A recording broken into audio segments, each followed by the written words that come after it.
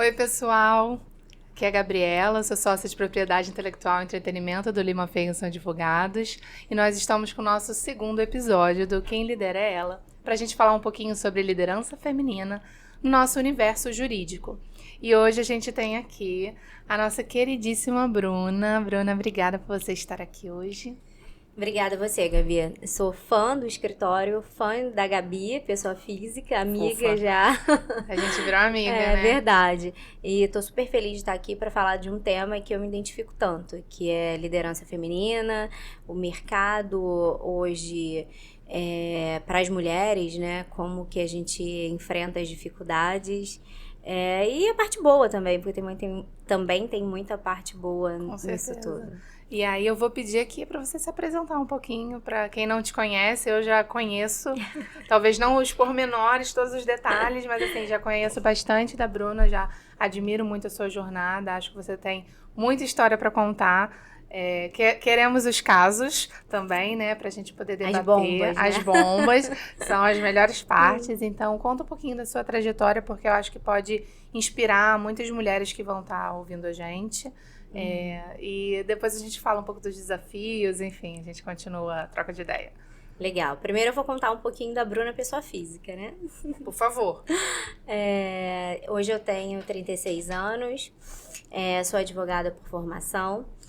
Comecei a minha trajetória profissional em escritório, então trabalhei no Siqueira Castro Advogados, depois eu fui para o Dânima, um escritório de propriedade intelectual, fiquei lá por 3 anos. E sempre tinha uma inquietação dentro da Bruna, assim, de que ali eu sabia que escritório talvez não fosse o que eu quisesse fazer pro resto da minha vida. Ficar passando, de repente, de escritório para escritório, me tornar uma sócia, me gerava um incômodo. E eu tava numa fase, eu me formei super nova, eu tinha 21 anos, 22 anos quando eu me formei. Muito nova. Então, eu achava que eu tinha o direito, e tinha mesmo, né, o direito de testar, de experimentar coisas. Então, eu comecei a sentir vontade de trabalhar numa empresa. E eu não sabia que eu queria ir para startup, eu queria ir para uma empresa. Não foi qualquer empresa que você acabou indo, né? Foi uma startup. Não foi uma startup, mas assim, eu trabalhava no Dânima com Mercado Livre, Mercado Pago e Ebazar na época, que eram as 3 empresas do Mercado Livre. Então, já trabalhava com tecnologia, com a parte jurídica, e eu adorava, assim. Só que eu não queria estar fazendo o que eu estava fazendo lá no Dânima, atendendo o cliente. Eu queria ser o cliente. Eu achava incrível as reuniões que eu participava. E aí, nas reuniões, tinha galera do marketing, tinha galera de várias outras áreas do Mercado Livre. Eu falava, caramba, mas que legal, né? Deve ser bem legal. E aí, essa inquietação começou a surgir cada vez mais. E aí, eu pensei em ir para a empresa. E aí, quando eu fui buscar uma empresa, eu sabia que eu queria uma empresa de tecnologia.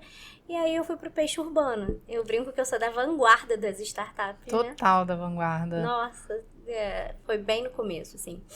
E aí, eu fui parar Porque o peixe urbano foi um dos pioneiros ali, né? Foi o pioneiro em compras coletivas no Brasil. Isso, exatamente. Foi a primeira empresa de compras coletivas, que era... Eu nem sei se a galera que tá assistindo sabe o que é compras coletivas, né, Gabi? Eu sei. Eu usei também o Hotel Urbano. O Hotel Urbano, Peixe Urbano na época, o Groupon. Groupon, a gente compra o Groupon, né? No meio do caminho da história do Peixe Urbano, a gente compra o Groupon.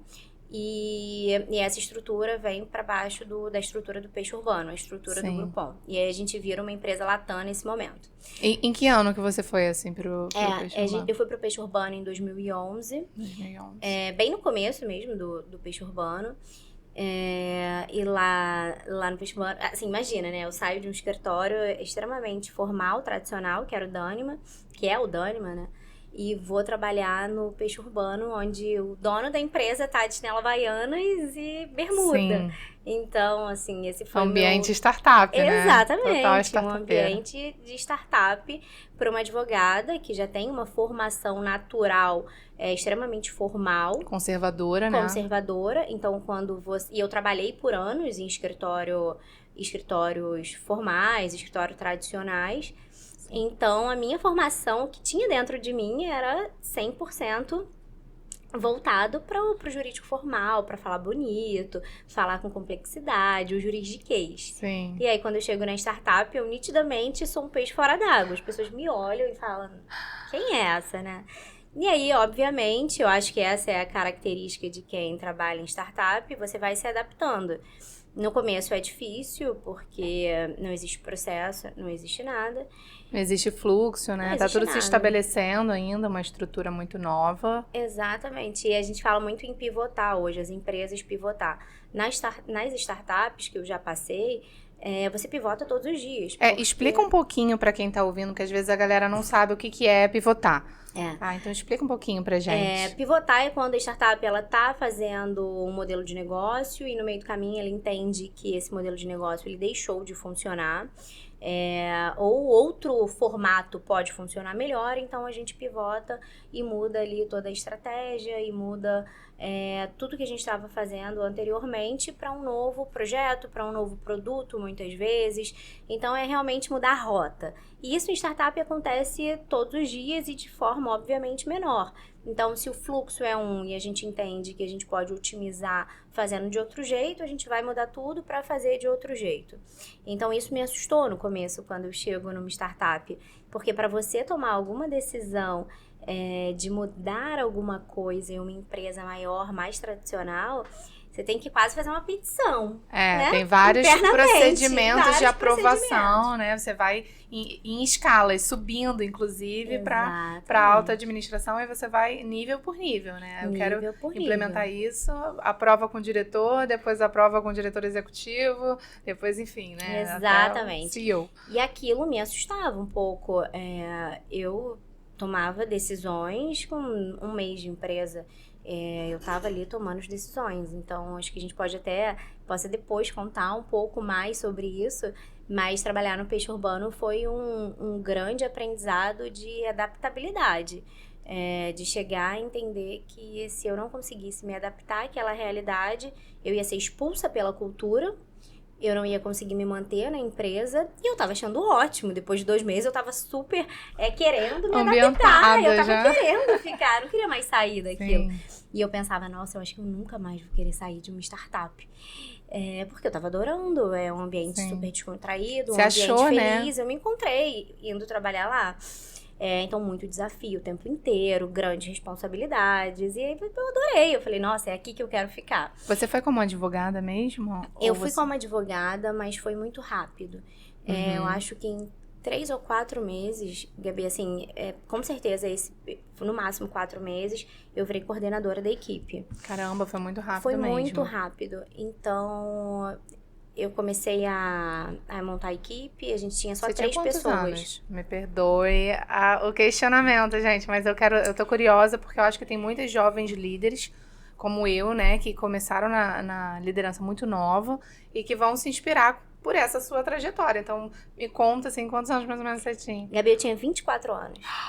Gente, me deu até calafrio. Com 25 anos, eu já tinha uma equipe de 10 pessoas. Gente, então, assim, você consegue nova. entender que isso me gerou uma experiência no sentido de erros. Então, assim, eu tenho um monte de história onde eu reconheço erros e hoje em dia... Né? De aprendizado. Eu não cometo mais os mesmos erros porque eu errei muito. Sim. Uma responsabilidade de 10 pessoas que dependiam ali da sua gestão para conseguir prosperar, para conseguir se desenvolver intelectualmente. Tem expectativas, né? De crescimento de carreira. E aquilo tudo estava na minha mão, sendo que eu tinha... É muita responsabilidade. 24 anos. E... Era muito louco, assim. Hoje em dia, por isso que eu sempre falo quando as pessoas vêm me perguntar, muito no Instagram, no LinkedIn, o que eu faço? Vai com medo mesmo. Vai com medo, coragem, né? Vai com coragem. E aí, só pra continuar aqui a trajetória, depois acho que a gente pode contar um pouquinho mais detalhado da minha experiência no peixe. Depois eu vou pra Volante, que é uma startup que comprava e vendia carros 100% online aqui do Rio de Janeiro. E aí eu fiquei lá por 2 anos. Também foi uma super experiência, também tive a experiência de montar uma nova equipe. Então eu entro como head do jurídico, mas eu era... O jurídico. Uhum. Então, manda pro jurídico. Eu mesmo me mandava o que tinha que fazer. Eu sou o jurídico.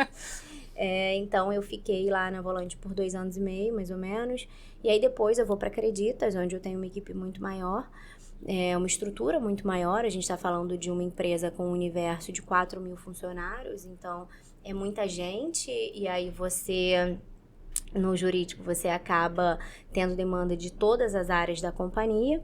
Então, eu tinha uma equipe muito variada, eu tinha muitas caixinhas. Então, eu tinha LGPD comigo, eu tinha propriedade intelectual que você me apoiava como escritório. Foi onde a gente se conheceu. Foi onde a gente se conheceu. Eu tinha parte de PI comigo, LGPD, tinha parte de contratos, tinha parte de contencioso civil. Então, só contencioso a gente sabe que é muito processo. Um volume grande. É um banco, né? Uma fintech, então tem muito volume. E ali dentro dessa caixinha, eu tinha 7, 8 pessoas comigo. Então, só numa caixinha, fora as outras caixinhas. Então, a parte de contratos também, porque tem muita demanda contratual em startup, em qualquer empresa. Então, também tinha muita gente. Eu acho que somando aqui, eu tinha 16 ou 17 pessoas comigo na Acreditas. Era muita gente. Então, você vai ali desenvolvendo novas habilidades, porque tudo mudou, né, Gabi? Aquela equipe que eu fiz gestão com 24 anos era a galera da minha geração. Então, era o pessoal que tinha quase a minha idade. E aí, na Acreditas, não. Na Acreditas, eu lidei com a geração Z. A gente teve eu tive, né, que reaprender ali uma nova gestão. Que estudar. Se esforçar para entender as necessidades dessa nova geração. Dessa nova geração. Que é o meu maior desafio hoje.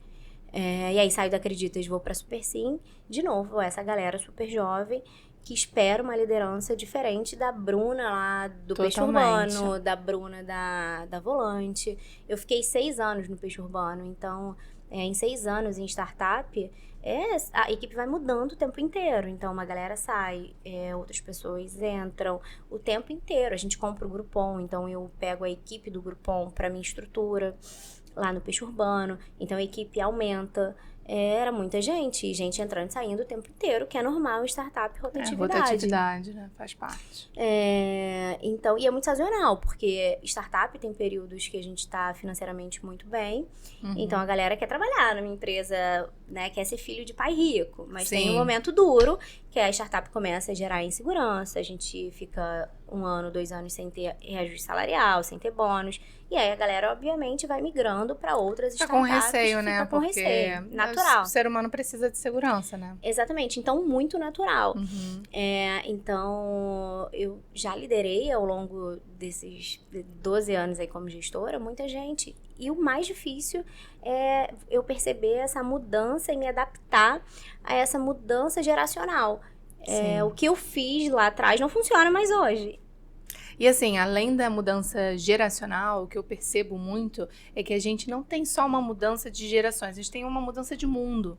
De universo. A gente passou pela pandemia, então a gente está no pós-pandemia. A gente passa por agora, a gente está em outra revolução industrial, que a gente está passando por uma revolução tecnológica.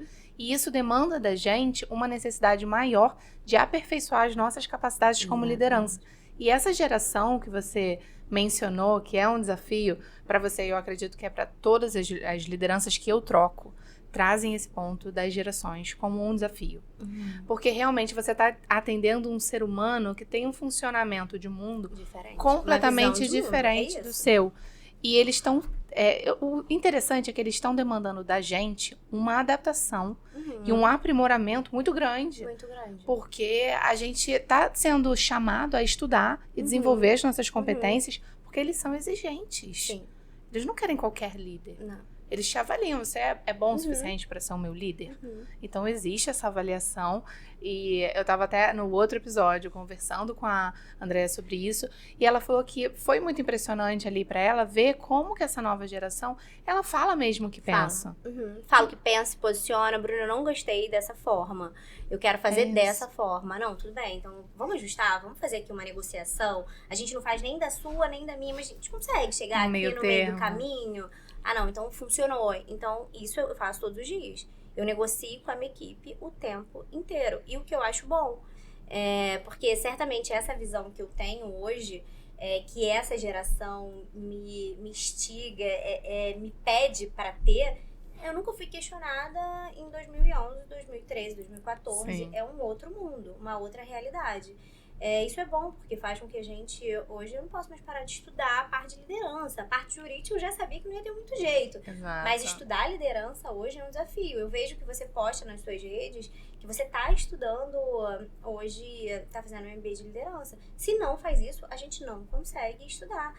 Eu até, engraçado, né, em janeiro, Eu comprei o livro de uma blogueira de 20 anos que falava sobre geração, como a geração dela era.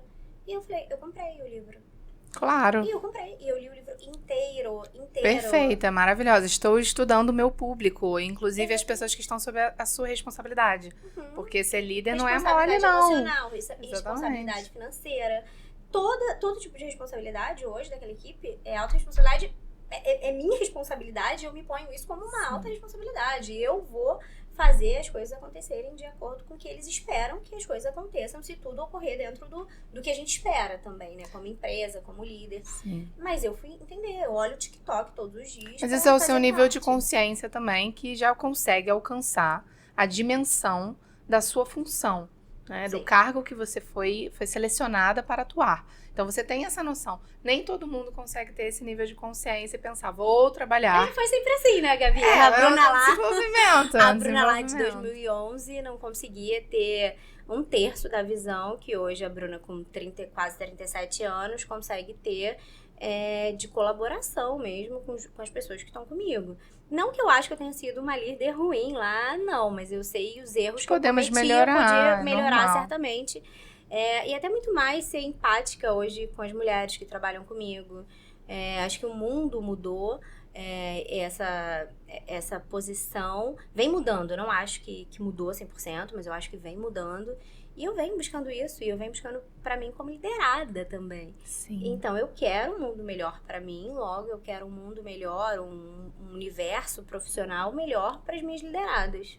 Perfeito, e você trouxe ali um ponto de vista que é o oposto, né? A gente tá falando de trabalhar a liderança, mas quem é líder também é liderada. Uhum. E a gente também tem as nossas expectativas. A gente se esforça pra caramba pra poder, né, enfim, se desenvolver e ter maiores competências e tem esse senso de responsabilidade com a nossa equipe e a gente acaba exigindo também o mesmo das nossas lideranças.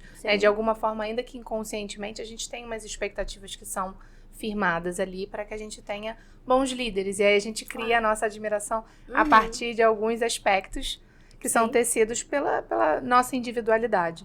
Então, achei muito legal que você trouxe aí o aspecto do gênero, que é o tema principal do nosso quadro. E eu queria que você contasse um pouquinho, assim, para mim, abertamente, expondo um pouquinho a sua percepção, os seus desafios, sobre como que é ser mulher num ambiente de uma startup, tá? Como é que você vê isso, assim, essa sua liderança feminina no ambiente da startup? É tranquilo? Dá para lidar? É desafiador? É igual numa organização mais conservadora como um escritório de advocacia? Eu acho que eu vou comparar as minhas duas experiências, startup e escritório mais tradicional. Eu acho que nos dois ambientes existem pouca liderança feminina. Startup existe pouquíssima liderança feminina hoje.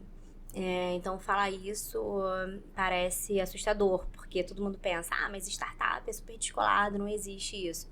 Sim, eu acho que existe. Todas as empresas que eu passei, no máximo, tinha eu no jurídico e mais 2 líderes no universo de 30 homens.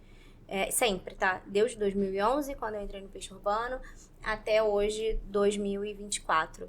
E nos escritórios que eu trabalhei, também existiam pouca liderança feminina. Então, isso sim é um problema, onde você já senta numa mesa se sentindo minoria. E eu ainda me sinto assim hoje, quando a maior parte dos negócios que eu firmo, sendo head do jurídico de uma fintech, são com outros homens. Dificilmente eu firmo negócios e a outra parte é uma mulher. E isso me incomoda muito, porque eu falo, cadê as mulheres desse escritório? Por que não trouxe as mulheres? Então, os maiores escritórios têm sócios homens e não sócias mulheres. E aqui no Lima Feito eu vejo que a gente tem uma variedade de mulher na liderança, mas eu não vejo isso acontecer em outros escritórios. Um mercado, né, muito conservador. O mercado jurídico já é conservador, então tem a presença masculina muito grande, mas o das startups está sendo uma novidade para mim. Assim, eu não tinha noção de como ocorre lá dentro. Eu tive acesso a algumas lideranças femininas das clientes que eu trabalhei, mas eu tô vendo que isso, na verdade, continua sendo uma minoria, né? Como continua sendo em outras uma minoria. Organizações. E aí a dificuldade que você tem é questão de posicionamento. Então, se você é mulher dentro de uma startup, provavelmente, se você não levantar a voz para se impor e para falar a sua ideia, ninguém vai pedir. Bruna, você quer dar sua opinião? Então, eu sempre quero dar minha opinião, obviamente, quando eu sei do que eu tô falando, quando eu realmente acho que vai adicionar alguma vantagem ao tema que está sendo discutido.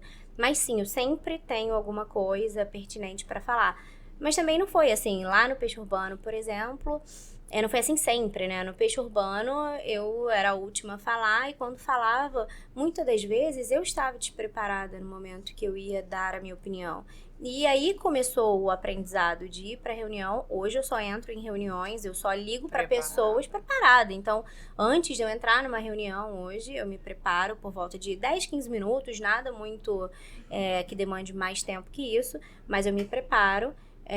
Eu vou hoje, eu sei o que eu vou falar, então os meus posicionamentos são muito mais assertivos do que em 2011, quando eu tinha 24 anos e queria me posicionar sobre absolutamente tudo. Sim. Eu tinha muita energia, né, com 24 anos, eu ainda sou bem enérgica, mas imagina com 24 anos, eu era uma metralhadora, eu queria pôr Hoje em dia pontos. você escolhe mais onde que você vai colocar sua energia, né? Exatamente, então hoje eu me preparo, então eu sei exatamente os pontos que eu vou entrar e que as pessoas vão parar para ouvir, porque de fato são pertinentes e tem uma qualidade, um conteúdo ali muito mais, até uma forma de falar mais organizada do mais que estruturada. mais estruturada. Te trazer também a credibilidade da funcionária, da profissional que você é, que tem a sua competência ali já desenvolvida e construída.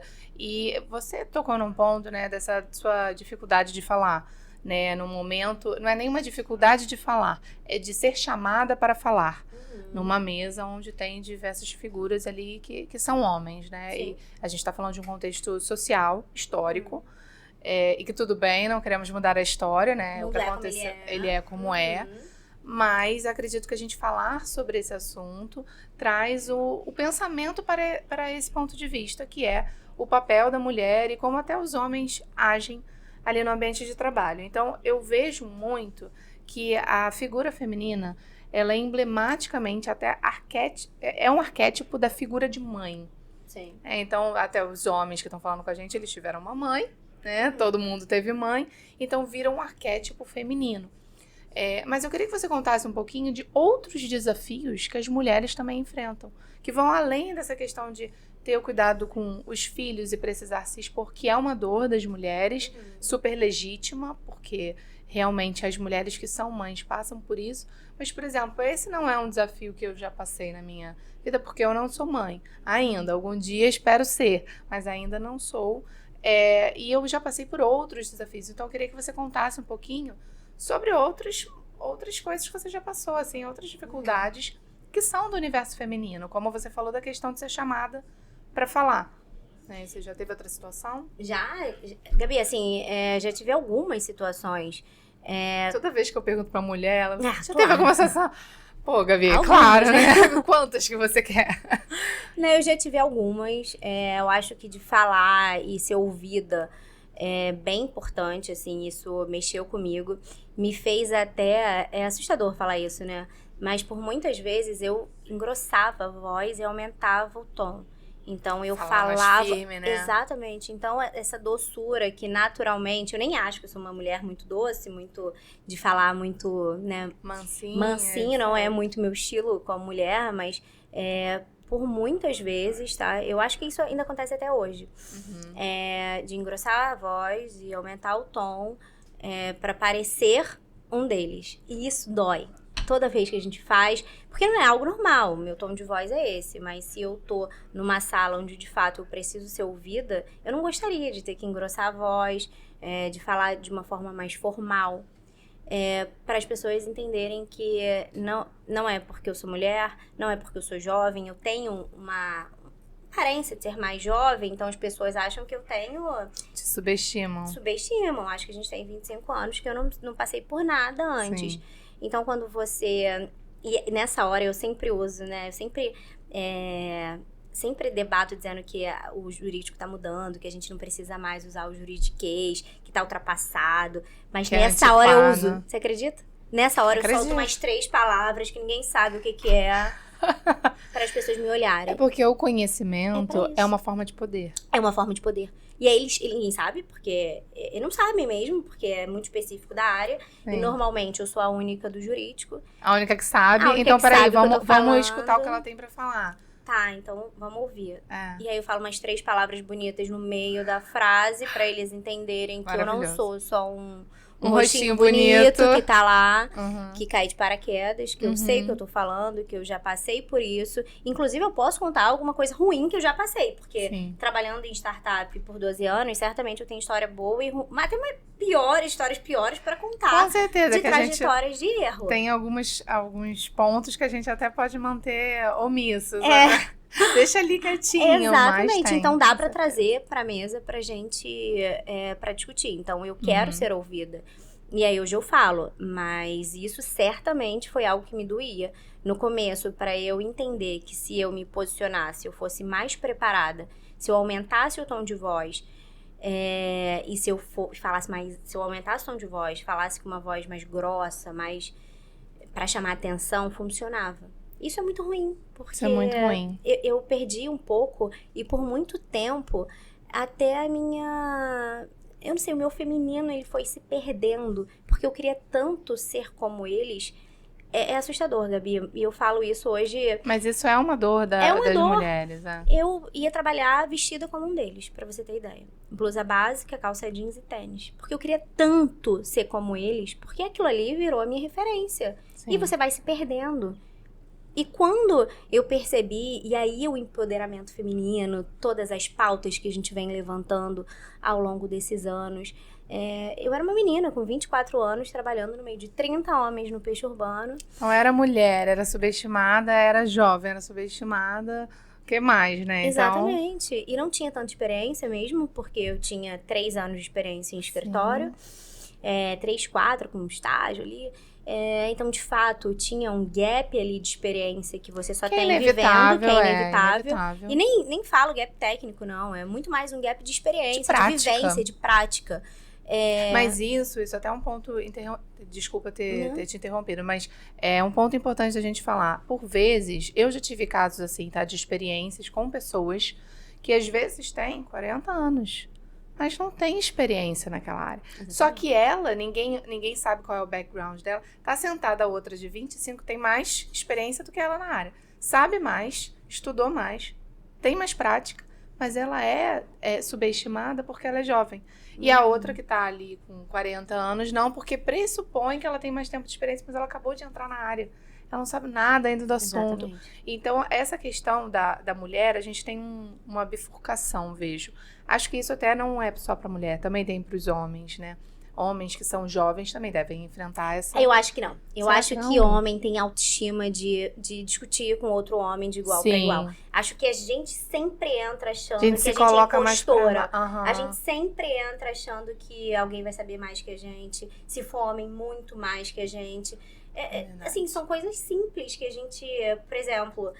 quando a gente fala, isso é claro, assim, quando eu vou participar de uma reunião só com homens e a reunião em inglês, eu nitidamente fico mais fica com travada. Receio. E eles sabem nitidamente menos que eu e vão desenrolando e vai fluindo e ele autoestima maravilhosa e conseguem funcionar. Então isso eu fui percebendo. Os homens não têm esse problema, Gabi, isso é coisa de mulher. E quando você é mais nova... Você tem mais esse peso, você carrega mais isso. Sou impostora e eu já tô aqui. Mas ela não pensa o outro lado. E essa era a Bruna de 25 anos. Caramba, mas eu já estudei, eu já fiz a minha pós, eu tô estudando pro meu mestrado. Eu já tô liderando há tantos anos, 2, 3 anos, uma equipe de 10 pessoas. Sim. Será mesmo que eu não posso abrir aqui o microfone e falar sobre esse assunto? É muito mais de dentro para fora. Então, o que me fez mudar essa chave de não querer me tornar ali um deles e perceber que eu posso sim ter o meu espaço, eu posso sim conseguir me comunicar, eu posso estar nesse ambiente que eu já entendi que é um ambiente que eu quero estar, sem ser um deles, sem parecer com um deles e arrumada como eles. Eu posso ser a Bruna, eu posso ir com o meu salto alto, eu posso ir maquiada, eu posso ir com o meu cabelo solto, eu posso falar de repente mais manso, eu posso falar mais baixo e ser ouvida. Ser ouvida da mesma forma. Porque eu tenho conteúdo, mas isso é muito é um desenvolvimento pessoal e requer tempo. Hoje eu acho que as meninas, diferente da minha geração, elas têm mais facilidade para encontrar ferramentas para se autodesenvolver nesse sentido. Tem podcast, tem internet, tem um monte de coisas que na minha época não tinha. Cursos gratuitos aí na internet. Muita coisa, então eu tive que me desenvolver. E quando eu falo isso, eu falo sem sofrimento, mas foi mais duro, porque eu fui desenvolvendo na dor ali, sentindo as mudanças geracionais, a mudança de mundo. Então as coisas foram acontecendo e eu fui tendo que correr atrás dessas informações. Seguindo o ritmo, dia, né? Não, o fluxo. Fui seguindo o ritmo. Então o meu desenvolvimento é para entender que eu sou uma mulher e que eu quero ser vista como uma mulher, que eu quero sim atenção, eu quero estar na mesa, mas eu quero estar com outras mulheres. Fomentar isso foi um período maior. Mas foi um processo de empoderamento seu e segurança. Porque a Bruna lá de trás ainda estava se sentindo insegura. Exatamente. Talvez até pela necessidade dela de prática, né, de ter as experiências. E aí agora você já tem os seus requisitos para se sentir segura. Exatamente. Então você já consegue se posicionar sendo fiel à sua essência. Exatamente. Que é a grande dor das mulheres. Porque as mulheres têm esse receio. É muito a síndrome de Cinderela.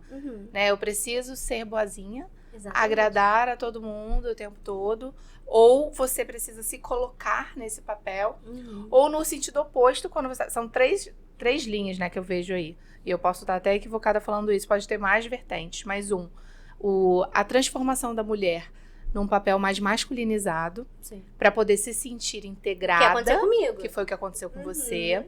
Tem a posição da mulher, que é a necessidade de ser boazinha e de ser escutada pela sua feminilidade. Exatamente, pelo jeitinho. Vamos deixar ela falar aqui um pouquinho, tadinha, tá aqui o tempo inteiro. Exato. Esse nunca foi o papel que eu encontrei. Também não foi o meu. Eu fui mais pro seu lado, assim, de tentar falar firme. Se adaptar. Falar dura, tentar entrar ali pra poder ter o respeito. Então, assim, calma aí. Já aconteceu, por exemplo, uma coisa que acontece muito frequentemente comigo é a questão de ser interrompida. Por isso, quando eu te interrompi, eu falei, desculpa, eu te interrompi. Porque você pode interromper o outro. Acontece, mas pede desculpa. Sabe que o tempo inteiro é diferente, Já aconteceu comigo de ser o tempo inteiro. Eu abri a boca, interrompi. Até que eu falei, deixa eu acabar de... Eu tive que me posicionar, deixa eu acabar de falar. E quando entrou na mesma reunião um homem comigo, este homem estava falando e o outro não interrompia em momento algum. E parecia que o fato dele estar falando passou uma calma pro outro. Porque o fato de eu estar falando, ele tava nervoso, tava incomodando. Então era uma... Tava inquieto, né? Nossa! Vambora, termina logo de falar. E foi perceptível. E depois eu tive o feedback de quem tava assistindo, inclusive os homens que estavam participando. Nossa, você trouxe colocações ali perfeitas, tecnicamente aplicáveis. O outro, sem desmerecer, né, o trabalho de ninguém, mas o outro, ele trouxe ali o ponto de vista dele, mas você teve pontos técnicos muito bons, entendeu? E você teve ali uma capacidade de escuta do outro menor, mais reduzida. Mas eu tava falando sobre essa questão da síndrome de Cinderela, né, que eu cortei, falei essa história e voltando. Então, a gente tem a questão de ser muito boazinha, e de ser masculinizada, vamos dizer assim, né? Não é masculinizada, né? É assumir uma postura para poder ser integrada. E aqui, refletindo, né? Um terceiro aspecto é quando entra em conflito. Você, ora é boazinha, ora você tem que ser masculinizada. Eu não sei nem se é conflito, mas talvez uma adaptação, né? Do seu papel na organização para você poder atender a todas as situações. E aí eu falei isso para poder entrar aqui um pouco nos estilos de liderança, porque, como você falou, eu estou estudando muito sobre esse assunto, é um assunto que me apetece, eu gosto muito, e acho que é importante a gente ter o conhecimento técnico, principalmente da evolução das teorias sobre liderança. E aí a gente tem vários estilos de liderança. Eu queria entender um pouquinho como que é o seu, ou como que você vê o seu estilo de liderança. A gente tem as lideranças que são voltadas para tarefas, para resultados. A gente tem as lideranças que são mais humanizadas, que são voltadas para as pessoas, né? E a gente também tem outras lideranças aí nesse espectro. Eu queria que você me contasse um pouquinho sobre como você vê o seu papel. Legal, Gabi. Eu acho que eu vou até antes de falar o meu papel, eu vou... falar um pouco aqui do que... Há uns 6 meses atrás eu li uma pesquisa Eu gosto muito da CEO, ela era CEO do Facebook.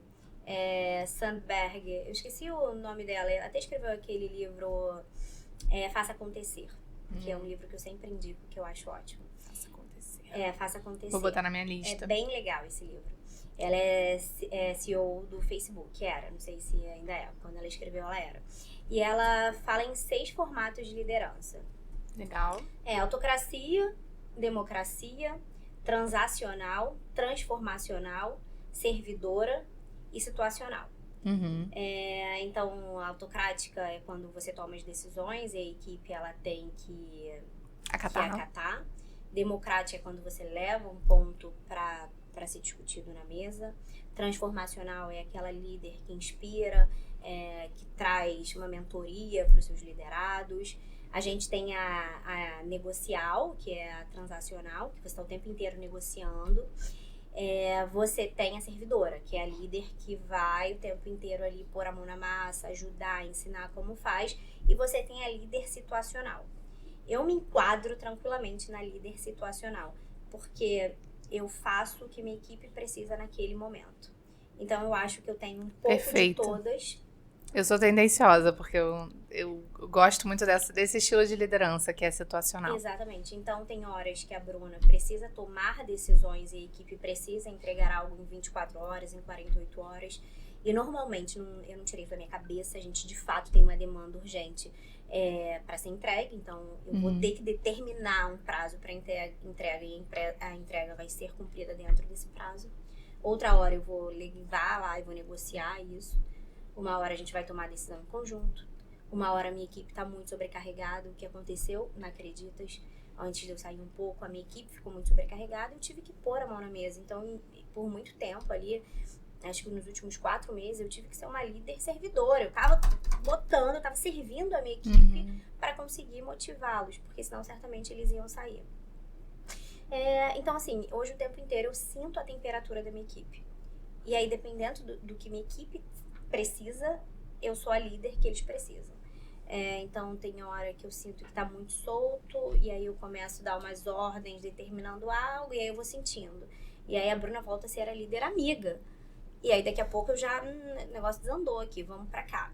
Então, o tempo inteiro eu fico mesclando essa liderança. Eu acho que eu não tenho um formato. Um só estilo porque, fixo. Exatamente, até porque eu não tenho um estilo fixo pra quase Pra nada. nada. Inclusive, você tá em startup. Se você fosse muito fixa, você não estaria nem nesse ambiente, que é um ambiente flexível e adaptável. Exatamente. Então, tem momentos que eu preciso tomar decisões sem comunicar a ninguém. Vambora, equipe, já resolvi, a gente tem que fazer. E aí eu explico, mas vamos fazer, gente. Não tem muito pra onde correr, vai ter que ser isso. E não é a minha forma de gerir que eu mais gosto, mas isso acontece. Necessidade, às vezes é preciso. Então, eu me sinto mais confortável hoje quando eu vou me adaptando ao time. Tem time que precisa mais de auxílio, então eu tenho que sentar, ensinar. Eu acho que isso é uma forma de motivar. Eu tava lá na Acreditas e eu precisava, a equipe tava sobrecarregada, então eu precisei entregar mais, pôr a mão na massa e mostrar pra eles, olha, eu sei que tá todo mundo trabalhando muito e eu tô aqui com vocês. Eu também tô trabalhando muito e eu entregava. Então, a forma de motivar a equipe, né? Para mantê-los ali o tempo inteiro. E é uma equipe maravilhosa, uma equipe muito boa, que funcionava.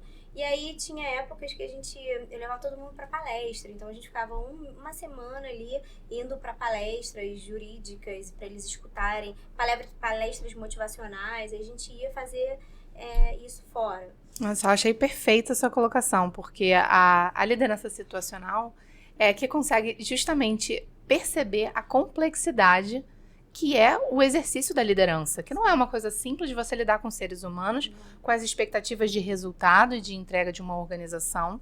Então você precisa olhar o todo, conciliar esse todo e entender como que você se adapta nesse todo para poder suprir as necessidades de todas as variáveis que estão envolvidas. Então você consegue realmente perceber isso e se adaptar. E quando você falou assim, para um grupo vai ter necessidade de uma maior explicação, Porque é isso, às vezes aquele ser humano vai ter uma necessidade X. E entra muito no que a gente está falando de geração. Exatamente. Você vai precisar entender qual é a necessidade daquela geração, que são diferentes as necessidades, né? E tem um ponto que é muito interessante, que é justamente a teoria do Maslow, né? Abraham Maslow, que fala sobre as necessidades, as pirâmides de necessidade. Então, enquanto a gente tem ali na base as necessidades fisiológicas, a gente vai avançando para necessidades de estima, de status, Sim. necessidades de segurança. A gente chega até o topo da pirâmide, né? Que tem as autorrealizações. Sim. E uma das teorias que envolve essa pirâmide de necessidades é como que você atende a um grupo que tem necessidades diferentes. Sim. Então, enquanto uma parte do seu time tem uma necessidade de ter uma segurança financeira, porque está ainda num status de pouca segurança, ou tem uma necessidade de ter estima, de ser aceito em um grupo, outros vão ter uma necessidade de autorrealização. E para mim, e até na teoria de Maslow também, tem uma dificuldade quando a gente está falando de autorrealização. Porque é a única necessidade que não é possível de ser completamente saciada. Sim. Tá em constante mudança. Total. Porque uma hora você quer uma coisa, outra hora esse objetivo ele já ficou pra trás porque sua vida mudou, você engravidou, você casou. Então aquilo já se tornou muito pequeno. E é muito volátil. E depende muito do momento da vida que você fica buscando mais coisas, Você fica buscando mais coisas. Quer mais projetos. Exatamente. Você conseguiu atingir um nível, aí a sua vida muda, esse nível já ficou pra baixo, você tem que subir mais uma escada. E essa é a dificuldade. E dificulta o gestor. Porque a vida de todo mundo, inclusive o meu gestor. Sim. Porque a minha vida também, ela muda Está o tempo em constante inteiro. mudança. Se você não tem consciência sobre as suas necessidades para comunicar, ainda é muito mais difícil para o líder, porque ele não faz a menor ideia de como que ele vai te manter motivado, como ele vai te manter satisfeito. Ele não sabe, porque você não consegue comunicar. Então, quando a gente entra e percebe a nós mesmos... Autoconhecimento. Eu tô na minha necessidade de autorrealização, por exemplo, eu pessoalmente estou na minha necessidade de autorrealização. Né? Então, eu agora só vou buscar maiores realizações pessoais. E essas realizações pessoais, se eu não comunico, não tem como atender. Eu tenho a necessidade de fazer uma entrega que tem impacto social. Sim. Se eu não falar isso para o meu líder, ele não vai adivinhar. Porque isso é muito interno meu. Mas se eu não souber isso sobre mim, se eu não tenho nem conhecimento, eu não consigo nem trabalhar isso em prol da minha satisfação. Quando a gente não sabe isso, sabe o que a gente faz? A gente acha que a gente está infeliz no nosso trabalho. Aí a gente vai e migra para outra startup, para outra empresa, para outro escritório. Aí a gente chega nesse escritório, aí dá aquela sensação de felicidade nos primeiros 6 meses. Depois você entra na mesma sensação de falta de pertencimento que você estava na empresa anterior, no escritório anterior. Aí você vai para um outro. E aí a sua vida fica assim. Então, o que é ruim, na minha opinião. Quando você sabe o que você quer... E essa é a dificuldade da geração atual, na minha opinião. É ter esse autoconhecimento de saber o que quer. De não ser tão imediatista. Tô infeliz, eu vou embora. Eu tô infeliz aqui, não tá legal e eu vou embora. Então, liderar essa geração é você ter esse papo. Mas aí, o que você pensa pro futuro? Pros próximos 3 meses? Sim. E aí, com 2 meses e meio, você volta lá. Mas e tá pensando naquilo que a gente conversou há 2 meses atrás? Como é que tá? Ainda é isso? Sim. Ainda é grana que vai fazer diferença? É o quê? O home office que vai fazer diferença? É um desafio o que novo. Tá fazendo a diferença? Quer mudar de área? De repente, esse tempo já não aprendeu tudo que tinha pra aprender em contratos? Vamos pra LGPD? Vamos aprender um pouquinho ali, fazer contratos baseados em LGPD? O que você acha? Vamos pra mercado de capitais? Vamos trazer isso aqui? Vamos aprender? É uma área super legal, muito diferente. Diversificar, né? Um pouquinho. Você estimular essa busca para que eles saibam que ali é um ambiente que vão respeitar as vontades. E aí, no momento em que você direcionar, às vezes ele nem sabe se é isso. Aí ele vai falar, então entendi, eu tô de saco cheio de contratos, eu quero ir para mercado de capitais. Aí você traz esse cara para mercado de capitais. Provavelmente ele vai ficar feliz na empresa no próximo ano, porque é uma matéria que ele não conhece. E aí aquele sentimento de vazio, de não saber o que quer, é resolvido, ainda que temporariamente, por 1 ano, 1 ano e meio. Aí daqui a pouco a necessidade dele vai mudar também. Vai mudar, né? E aí a gente vai, não, agora vamos pra cá. E aí você consegue fazer uma retenção maior. Então, como líder, isso é uma percepção pessoal que eu tive que fazer ao longo desses anos, é isso. É você ficar estimulando a pessoa a possibilidade de caminho, de trajetórias dentro da mesma empresa. Até para reduzir o turnover, né? Até para reduzir, porque é uma curva de aprendizado. A cultura expulsa, como eu falei. Então, se você não rapidamente pegar, sentir a cultura da companhia, a cultura vai te expulsar. Você não vai aguentar trabalhar naquele ambiente. As pessoas talvez não vão ser tão solícitas quanto foram no começo, quando você chegou. Entenderam que você já não é dali. Então, querem mais é que você vá embora da companhia. Isso acontece muito. A cultura acaba expulsando. Isso que você está falando de turnover, de retenção de pessoas, isso é um resultado importante para a companhia. É a imagem dela, é credibilidade externamente e internamente. Vai ser a produtividade do seu liderado, porque ele estando satisfeito, ele produz mais. Claro. Com certeza. Agora, ele estando insatisfeito, sentindo que ele não está se desenvolvendo, vai reduzir a produção dele, ele está desestimulado, desmotivado. Então, isso é um valor que a liderança entrega e que por poucas vezes ela é vista. Sim. Porque não entra no resultado de valor, de número. Né? Mas aí eu acho que cabe a líder a pontuar isso numa reunião de resultados, por exemplo. Exato. A gente trazendo aqui, eu trouxe aqui historicamente a minha equipe.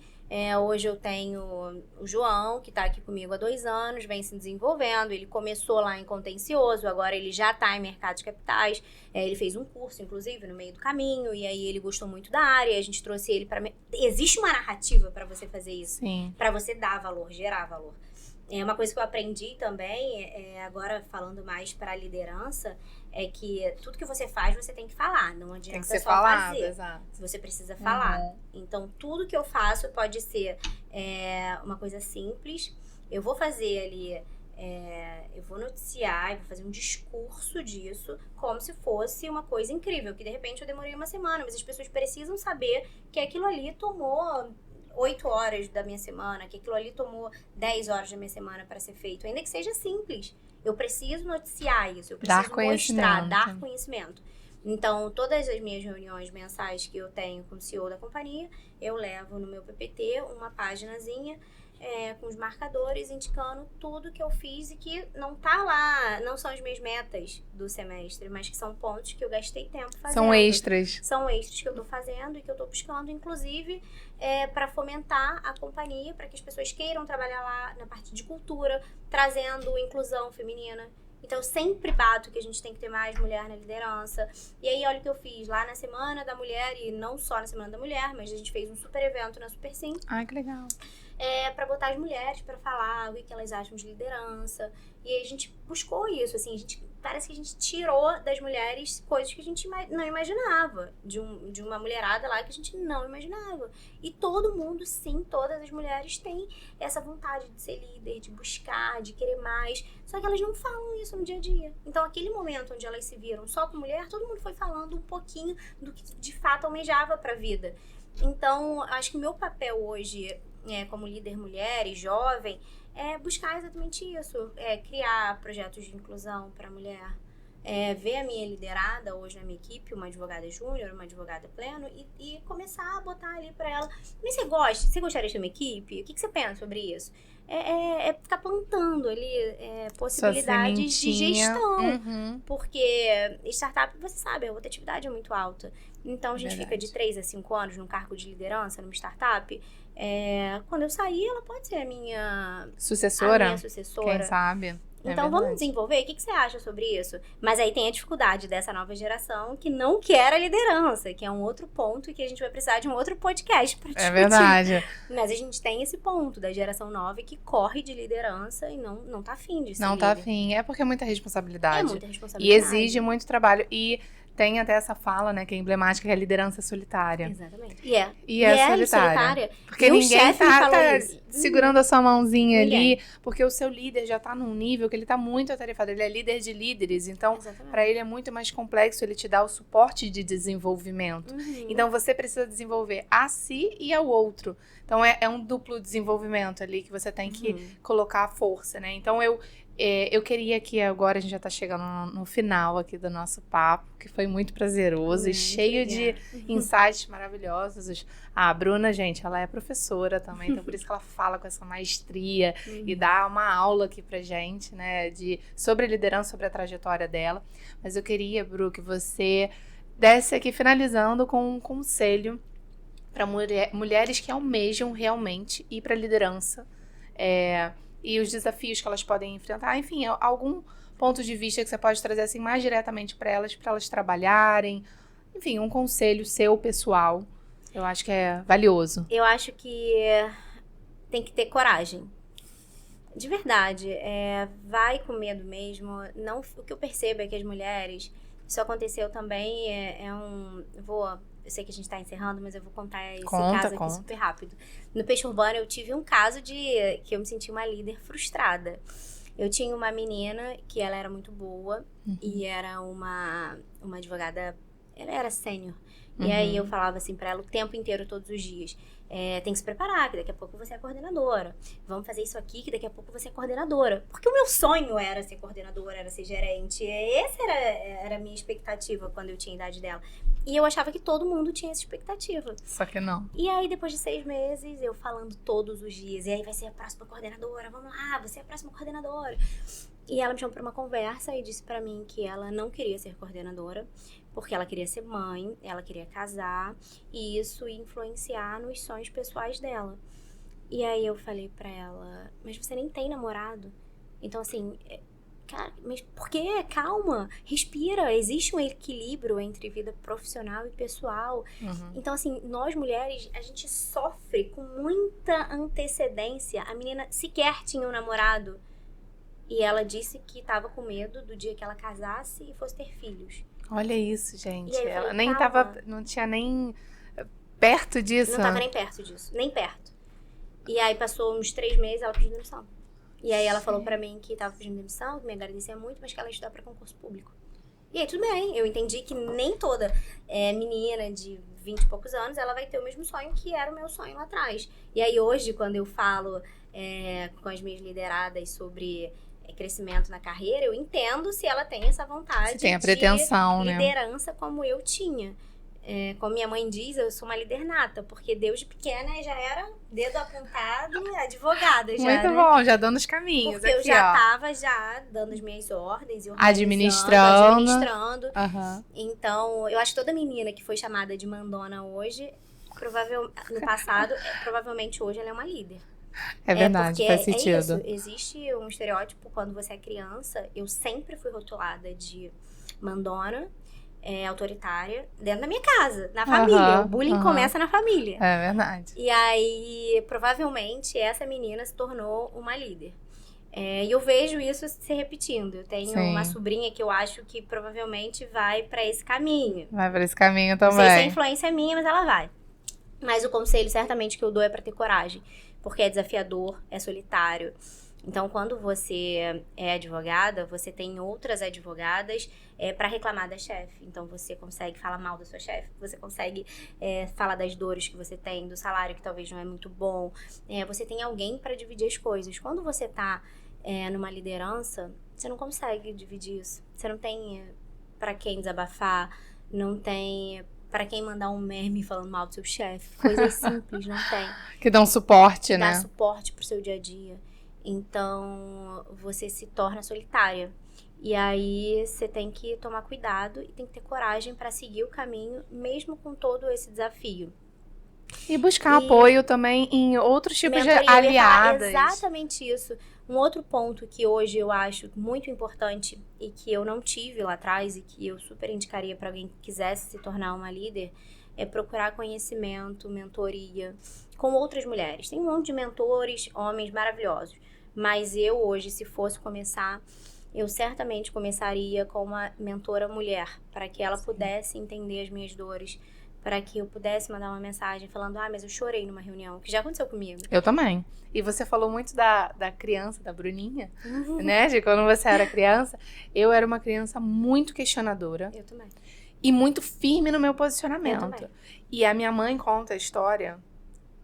Tem uma história, assim, que é emblemática, minha mãe sempre conta, que foi quando as amiguinhas do colégio, uma delas estava sofrendo bullying, porque ela fazia xixi nas calças, tadinha.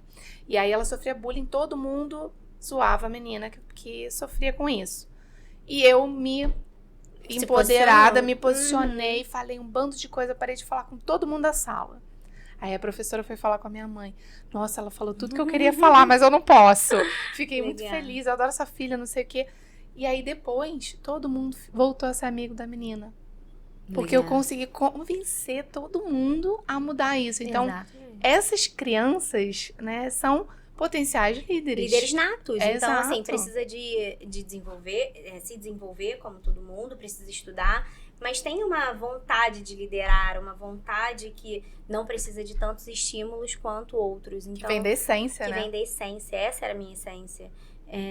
Inclusive hoje, né, meu noivo, ele fala assim pra mim o tempo inteiro: você já parou de trabalhar, agora para de dar ordem. E aí eu dou uma situada, muito bom, maravilhoso. E aí eu falo: não, acabou, né? Não, então, por favor, vamos, não sei o que ele por favor, né, Bruna, agora acabou esse negócio. E, não, agora eu entendi.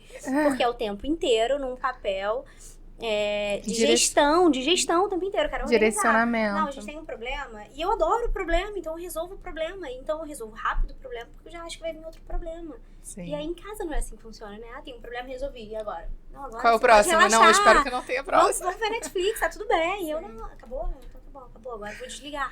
Mas é difícil pra mim. Então essa busca incansável que eu, Bruna, tenho até hoje, de desenvolvimento, autodesenvolvimento, ainda me dói em vários momentos pra controlar essa Bruninha lá, que sempre foi autoritária, sempre foi questionadora. Mas por que não? Não é resposta. Existe um porquê. Nossa, minha mãe ouviu muito isso. Tá louco? O que você tá falando, menina? Sai daqui. Você nem viveu nada ainda. Vai embora. Mas eu quero, não sei o quê. Por que eu não posso? Então, assim, tudo isso me trouxe hoje, eu não tenho dúvidas, tá? Eu sempre fui desse jeito, assim, decidida. Vou fazer acontecer. Eu acho que tem um pouco ali de líderes natos pelo mundo que precisam ser redescobertos. Você não pode deixar isso adormecido. Você sabe que essa teoria ela foi muito criticada, né? A teoria que defende os líderes natos é a teoria dos traços.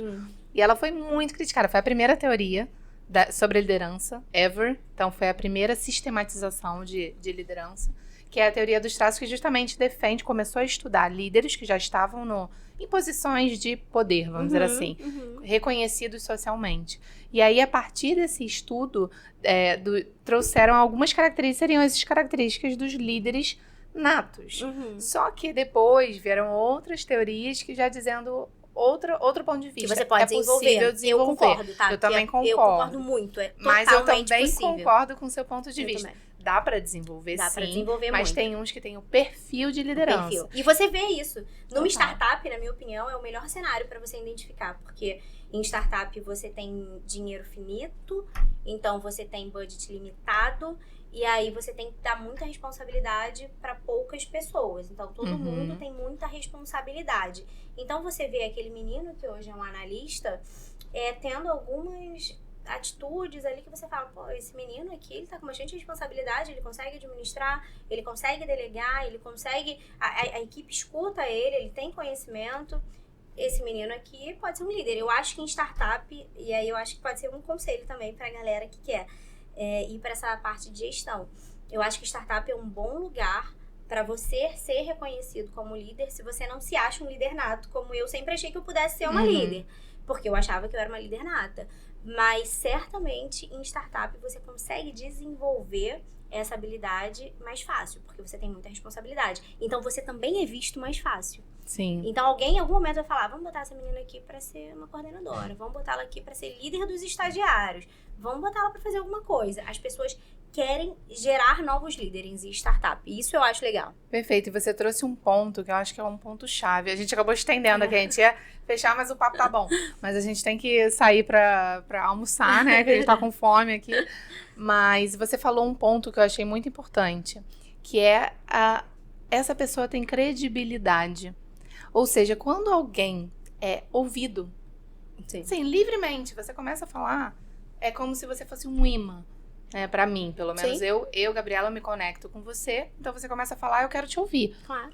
Esse potencial, essa competência de falar e ser ouvido e atrair pessoas para te ouvir, pra mim é uma característica de líder nato. Eu também acho. Porque não é todo mundo que tem isso. E você vê crianças fazendo isso que nunca lê um livro de gestão, que não faz ideia do que tá falando. Você Mas vê é a o vibração, menininho a ali arrumando time energia. de futebol e que vai organizando. Você fala, pô, esse menino é diferente. Então, como que não existe líder nato? Eu acho totalmente possível desenvolver uma liderança com estudo, fazendo mentoria. Eu acho que todo mundo hoje deveria fazer isso. Não entrar de cabeça como eu fiz lá em 2011, porque o estrago emocional é muito menor quando você tá mais preparado. Então, vai estudar, mas tem gente que vem com isso de fábrica. Sim. Que você percebe por características. Você vê um menininho arrumando time de futebol. Eu vi esses dias, eu fiquei reparando isso. Eu tava na piscina. E aí tinha uma menina que eles estavam fazendo uma brincadeirinha. Era um grupo, assim, uma fileirinha de 5 crianças. E aí ela falava, não, você vai na frente agora. E as crianças vão. E as crianças iam obedecendo ela, assim, naturalmente. Exatamente. E aí ela, você agora por último. Não, você fica aqui do lado. Assim, coordenando Exatamente. toda a brincadeira na piscina. Eu fiquei olhando, eu falei, Uma gente... líder nata. Líder nata. Eu falei, ela tá brincando na piscina e tá coordenando a galera dela. Exatamente. Essa era a Bruna, a Gabi lá atrás. Exatamente. Então, tem gente que já vem com isso e aí, obviamente, precisa estudar, precisa polir essa habilidade. Desenvolver. Como várias outras habilidades, a gente precisa melhorar, como comunicação, por exemplo. Então, tem gente que quer liderar, mas se comunica mal. É mais fácil de resolver. Você vai lá, você faz uns cursos, você De oratória, busca isso, né? E aí, você melhora a comunicação, que somada a uma liderança, você vai funcionar. Então, é uma característica, para mim, hoje, muito positiva. E eu vejo pessoas que nascem com essa habilidade, mas que não querem. E tudo bem, hoje eu respeito, mas não era aquela Bruna lá do Peixe Urbano que se frustrou porque a menina disse pra mim que não queria ser coordenadora. E na minha cabeça era o caminho natural, era muito óbvio. Sim. Ainda mais se a sua estrela brilha pra isso, né? Então, Exatamente. se a estrela brilha, por que não? Por que não tentar, e ter coragem pra Vai que você aceitar o gosta. desafio. Vai que você gosta, experimenta. Você tem 20 e poucos anos, bora experimentar. Ver se Exato. funciona pra você. Pode ser que não funcione, e aí tá tudo bem. Hoje eu falo isso com muita tranquilidade. E a minha vida inteira eu quis ter uma vida sem grandes mudanças, assim. Eu quis fazer tudo como tinha que ser feito. E aí você vê que é impossível. Então a vida Ela te conduz. Ela te conduz, aí você faz um curso, daqui a pouco você vai pra essa área. Aí depois, minha OAB em tributário, eu queria ser uma tributarista. A minha foi inconstitucional. Tô eu aqui em TI, assim. Exatamente. E depois fui fazer mestrado em propriedade intelectual. Exato. E agora tô trabalhando há 5 anos direto com mercado de capitais, então eu quero me especializar em mercado de capitais. E você vai mudando, vai provando, ainda mais Vai se você seguindo tem o fluxo, 20 e poucos né? anos, vai fazendo. Sim. Que As bom. oportunidades vêm e aproveita, né? Aproveito. Então, ainda bem que eu saí do escritório lá na época que eu trabalhava no Dânima pra experimentar a startup, me encontrar. E pode ser que daqui a pouco eu volte pro escritório. Eu não descarto essa possibilidade hoje. Sim. Mas foi tão bom experimentar aqui, passar por empresas técnicas. Eu achei que eu não ia startup. voltar pro escritório. Eu tava em empresa também e acabei voltando, né?